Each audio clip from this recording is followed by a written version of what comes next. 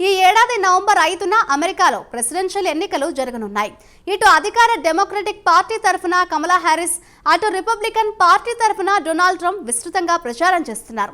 ఈ ఎన్నికల్లో రష్యా జోక్యం విపరీతంగా పెరిగిపోయిందని అమెరికా ప్రభుత్వం భావిస్తోంది.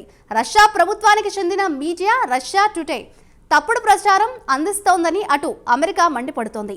ఇటు అమెరికా రష్యాపై లెక్కలేనన్ని ఆర్థికపరమైన ఆంక్షలు విధించినందుకు ప్రతీకారం తీర్చుకుంటుందనేది బహిరంగ రహస్యమే. ఇంతకు అమెరికా రష్యాపై ఎందుకు అక్కస్సు వెళ్లగక్కుతోందో ప్రత్యేక కథనంలో మరింత సమాచారం తెలుసుకుందాం.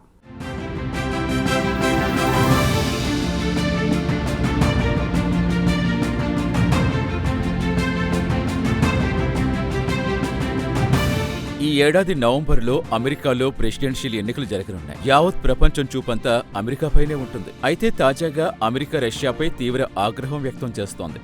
రష్యాకు చెందిన ప్రభుత్వ రంగ మీడియా రష్యా టుడే తప్పుడు సమాచారం ప్రసారం చేస్తోందని, అమెరికా ఎన్నికల్లో అనవసరంగా జోక్యం చేసుకుంటోందని మండిపడుతోంది. దీంతో అమెరికా రష్యాకు చెందిన వెబ్సైట్ డొమైన్లు సీజ్ చేసింది. బైడెన్ ప్రభుత్వం బయటివారి ప్రభావం ఓటర్స్ పై పడకుండా జాగ్రత్త పడుతోంది. రష్యా టుడేకు చెందిన 2 ఉద్యోగులపై నేరారోపణలు చేసింది. డజన్ల కొద్దీ ఇంటర్నెట్ డొమైన్లు సీజ్ చేసింది. మీడియాలో దుష్ప్రచారం చేస్తోందని అమెరికా ఆగ్రహం వ్యక్తం చేస్తోంది. దీంతో పాటు వీసా నిబంధనలు కఠినతరం చేసింది. విదేశీ ప్రభావం ఎన్నికలపై పడకుండా జాగ్రత్త పడుతోంది అగ్రరాజ్యం అమెరికా.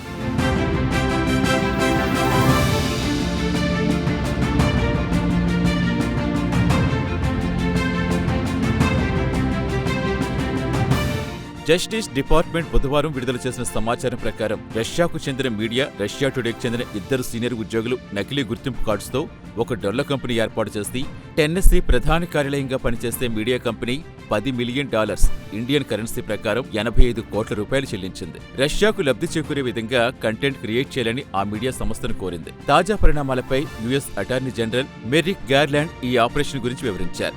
ఈ మీడియాకు మిలియన్ల కొద్దీ ఫాలోవర్స్ ఉన్నారు. మాస్కో డైరెక్షన్లో నడుస్తున్న విషయం మాత్రం ఎక్కడా బహిరంగపరచలేదు. ప్రైవేట్ ఇన్వెస్టర్ ఫండింగ్ చేశారని కంపెనీ బుకాయించిందని యుఎస్ అటార్నీ వివరించారు.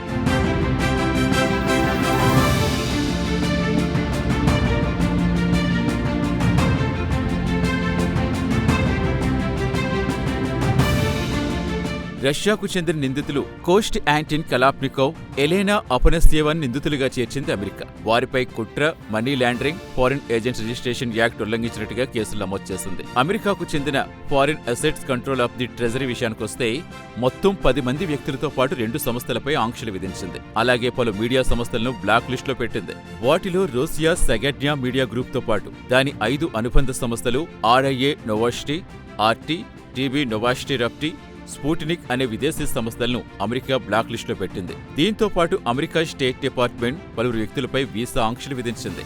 అలాగే అమెరికా ఎన్నికల్లో విదేశీ జోక్యం చేసుకుంటున్నట్టుగా సమాచారం అందిస్తే వారికి $10 మిలియన్ అంటే 85 కోట్ల రూపాయలు రివార్డుగా ఇస్తామని ప్రకటించింది.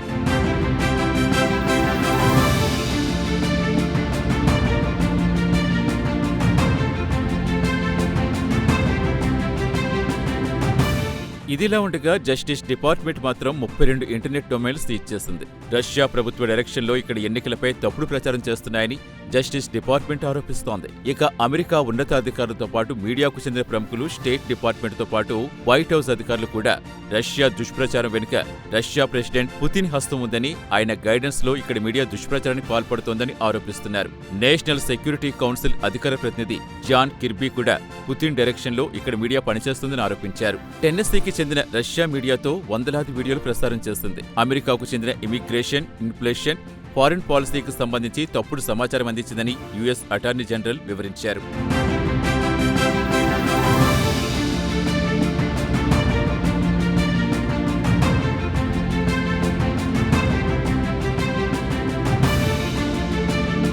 టెన్నెస్సీ ప్రధాన కార్యాలయంగా పనిచేస్తున్న రష్యా మీడియా నెట్వర్క్లో వాడియర్ Rubin, Tim Pool, Lauren Southern, Benny Johnson లాంటి అత్యంత ప్రజాదరణ కలిగిన మీడియా పర్సనాలిటీలున్నారు. వారికి సోషల్ మీడియా పేజీల్లో మిలియన్ల కొద్దీ ఫాలోవర్స్ ఉన్నారు. అయితే ప్రస్తుతం సోషల్ మీడియాలో చాలా మంది ఈ మీడియా వెనుక రష్యా హస్తం ఉందనే విషయం తమకు తెలియదని చెబుతున్నారు.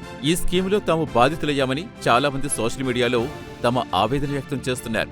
తన గురించి తప్పుగా మాట్లాడినా, తాను రష్యా కోసం పనిచేస్తానని ఆరోపించిన చట్ట ప్రకారం చర్యలు తీసుకుంటారని YouTuber Benny Johnson social media ఎక్స్లో హెచ్చరించారు.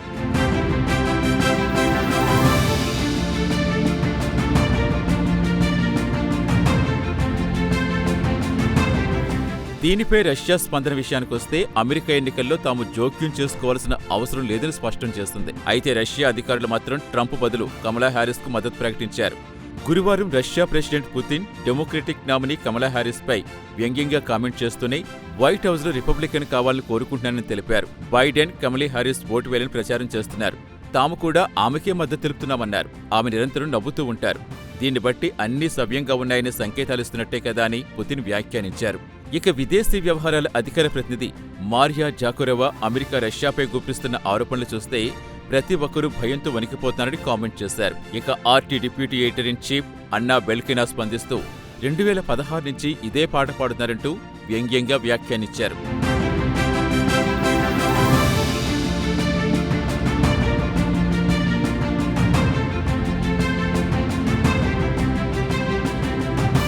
మరి రష్యా అమెరికా ఎన్నికల్లో ఎందుకు జోక్యం చేసుకోవాల్సి వస్తుందంటే ఉక్రెయిన్ యుద్ధంలో అమెరికా అనవసరంగా జోక్యం చేసుకుంటోందని రష్యాకు ఆగ్రహం. మాస్కో మాత్రం అమెరికా ప్రెసిడెంట్గా రిపబ్లికన్ అభ్యర్థి కావాలని కోరుకుంటోంది. ఎందుకంటే ఉక్రెయిన్ యుద్ధంలో డెమోక్రాట్లు బిలియన్ల కొద్దీ డాలర్లు అనవసరంగా ఉక్రెయిన్కి ఇస్తోందని అభ్యంతరం వ్యక్తం చేశారు. ఇక రష్యా అమెరికాలో అశాంతి నెలకొల్పి ప్రజల్లో చీలికలు తేవాలనుకుంటోంది. దేశ ఆర్థిక వ్యవస్థ బలహీనపడ్డం, రాజకీయ అస్థిరత్వాన్ని సృష్టించేందుకు ప్రయత్నిస్తోందని అమెరికా భావిస్తోంది. ఇటు చైనా, ఇరాన్ కూడా అమెరికా ఎన్నికల్లో జోక్యం చేసుకోవడానికి ప్రయత్నిస్తున్నాయని ఆరోపణలున్నాయి. అయితే చైనా, ఇరాన్లు ఖండిస్తున్నాయి. మరి రాబోయే రోజుల్లో రష్యా పాత్ర ఎంతవరకు ఉందో స్పష్టత వస్తుంది. అంతవరకు వేచి చూడాల్సిందే.